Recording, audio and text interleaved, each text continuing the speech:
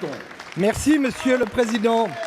Ma question s'adresse à Madame la Ministre du Travail. Madame la Ministre, la loi sur la liberté de choisir son avenir professionnel a profondément réformé le financement de la formation professionnelle. Et depuis le 15 mars dernier, toutes les prises en charge des formations sollicitées par les chefs d'entreprise sont suspendues. La raison ?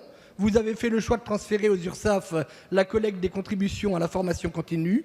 Plus de 170 000 entreprises artisanales, cotisantes répertoriées dans les fichiers du Trésor public, ont inexplicablement disparu des fichiers des URSSAF lors de ce transfert de collecte. Et bon nombre de chefs d'entreprise n'ont involontairement pas versé leurs contributions dans la mesure où la collecte a été récoltée dans la plus totale confusion. De 72 millions d'euros l'an dernier, la collecte a été totalement asséchée et est passée à moins de 40 millions d'euros.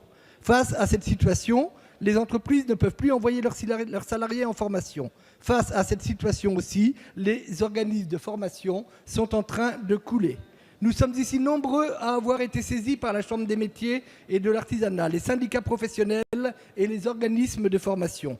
D'une situation qui n'était certes pas parfaite auparavant, la formation professionnelle est aujourd'hui en train de sombrer. Les opérateurs de compétences sur lesquels vous avez tout misé ne parviennent pas à s'organiser. Et demain, vous le verrez, comme nous l'avions prédit au moment de l'examen de ce texte dans l'hémicycle, ce sont les plus petits CFA qui fermeront leurs portes. Au Sénat, au mois de mars dernier, Madame la secrétaire d'État à l'économie a annoncé un déblocage imminent. Nous en sommes encore loin, même si le fonds d'assurance formation des chefs d'entreprise vient de débloquer des fonds, mais avec des critères tellement restrictifs. Alors, Madame la ministre, comment comptez-vous répondre aux attentes des salariés, à celles des artisans? Comment comptez-vous aujourd'hui relancer la formation professionnelle dans notre pays?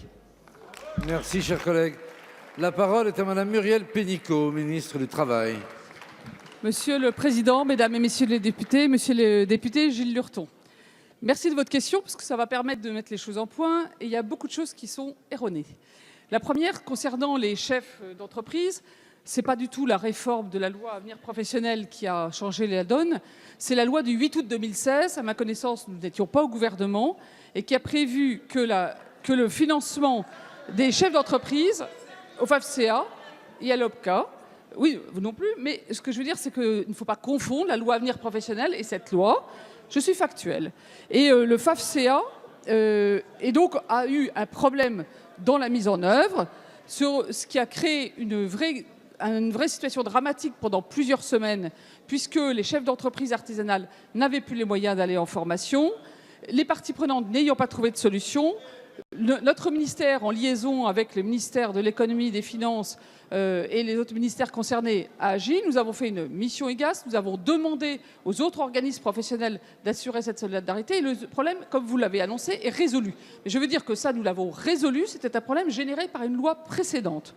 Deuxième chose, sur le financement de la formation professionnelle, là, l'information est erronée puisque les anciens OPCA, qui sont devenus OPCO, reprennent pour toute l'année, on est dans l'année de transition, reprennent les attributions. De la même manière pour l'apprentissage, je voulais dire que 100% de la taxe d'apprentissage en 2019 est toujours aux mains des régions.